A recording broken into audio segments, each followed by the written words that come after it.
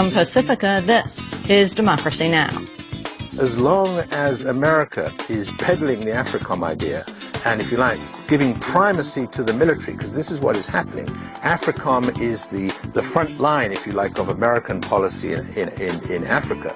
The Dark Sahara, America's war on terror in Africa. As Secretary of State Hillary Clinton continues her 7-nation tour of Africa, we'll speak with British anthropologist Jeremy Keenan. He traces Africom, the U.S. military command in Africa, to a 2003 kidnapping of European tourists that was blamed on al-Qaeda. He points the finger in a different direction. As we go to our last segment, Secretary of State Hillary Clinton has emphasized her 7-country tour of Africa is intended to promote democracy, fight corruption, and boost U.S. investments in African trade and agriculture. We turn now to another issue that's widely expected to be discussed in every stop, Africom, the U.S. military command in Africa, which has been publicly opposed by every country on the continent except Liberia. Now, Secretary Clinton will not be visiting the countries in and around the oil and gas-rich Sahara Desert, Mali, Niger, Chad, Algeria, and Mauritania. But a new book by British anthropologist Jeremy Keenan argues this area is crucial to understanding the birth of Africom and the Bush administration's expansion of the global war on terror into Africa. Keenan is a professor of social anthropology at the School of Oriental and African Studies in London and has spent over 4 decades working in and writing about this region. He traces Africom and the U.S. military concern over al-Qaeda's presence in Africa back to the February 2003 kidnapping of 32 European tourists in Algeria's Sahara Desert. The hostage-taking was widely blamed on Islamic militants thought to be affiliated with al-Qaeda. But Professor Keenan argues that the Bush administration and the Algerian government were the ones to blame. His latest book is called The Dark Sahara, America's War on Terror in Africa. Its sequel is called The Dying Sahara, will be released next year. Anjali Kamat and I spoke with Professor Keenan last week and asked him to lay out the story. Really, the story begins in 2002. That, you will remember, is after the Americans had thought they had successfully defeated the Taliban in Afghanistan. So we moved from Afghanistan at the end of 2001 with the America now sort of launching its global war on terror.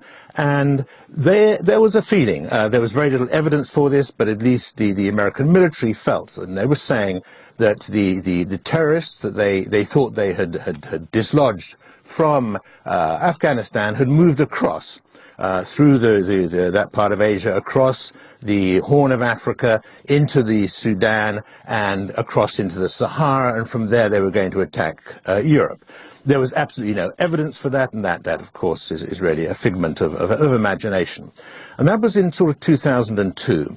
And what America was trying to do, or the Bush administration was trying to do, was to justify the militarization of Africa. In other words, the early seeds, the growth of Africom.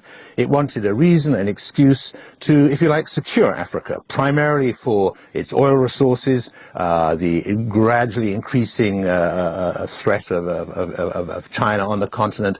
But it hadn't got a reason, or it hadn't got an excuse or a justification to do so. And the war on terror provided just such a reason. It provided a justification for the Bush administration, to, if you like, to get a grip on Africa and to launch the war on terror in Africa.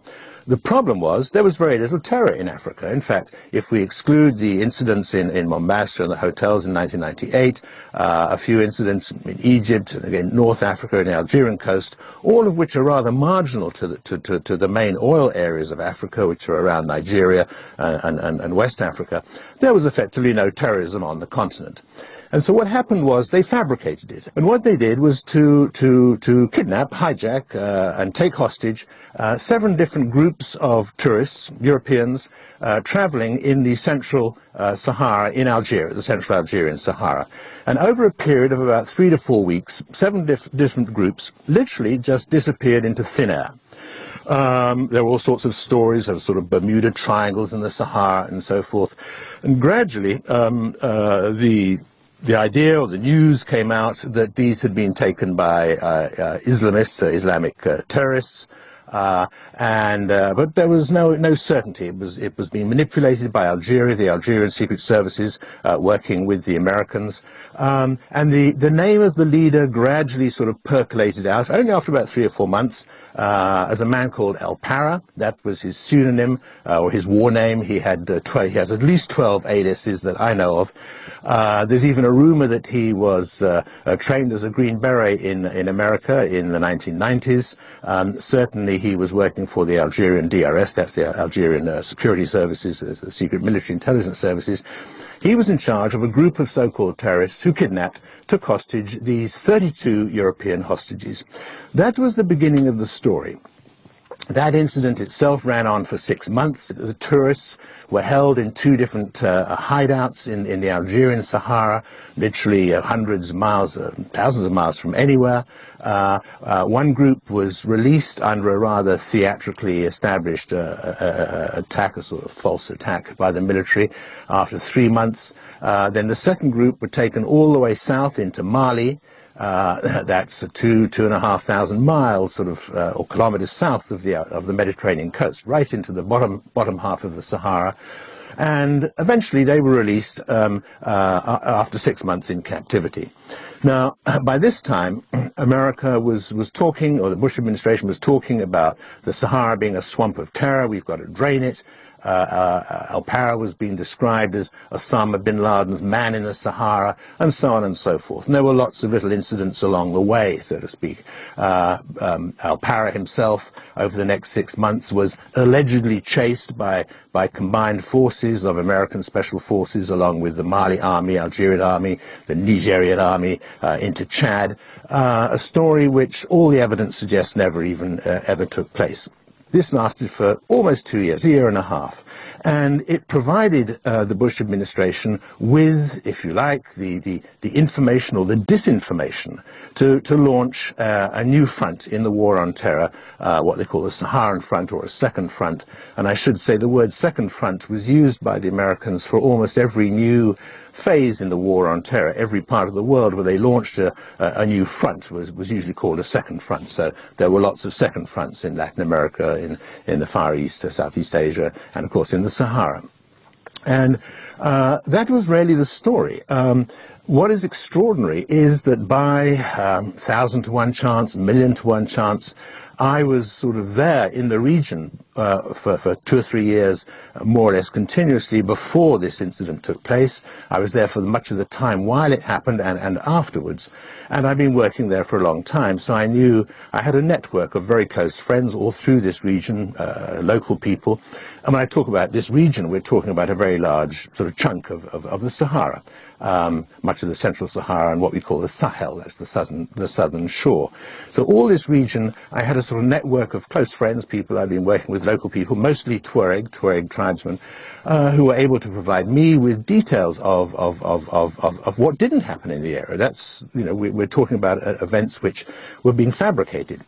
But it provided the basis for launching this new front in the war on terror, and that has become, if you like, the base for more or less everything that has happened in Africa since then. When I say everything that's happened, in terms of the development of Africom and much of the ideology, if you like, that propaganda, if you want to call it that the Americans have used to justify much of the military action that they have taken in the rest of the continent. And when they talk about the threat of terrorism in Africa, various countries to the south, the justification for this, the argument is, look what happened in the Sahara. This is where Al-Qaeda was and now is, and these vast ungoverned spaces, these are the dangerous areas, the failed states, the areas which aren't being governed. This is where terrorists are lurking, where they're hanging out, they're threatening Europe, they're threatening the rest of Africa. So this story, which was fabricated over this period of time, 2003 into 2004, has become, if you like, the base, the fact, the truth behind what is really an enormous lie. Jeremy Keenan, who ordered the kidnapping? The leader was a man called El Para. We know that there is overwhelming evidence that he is an agent for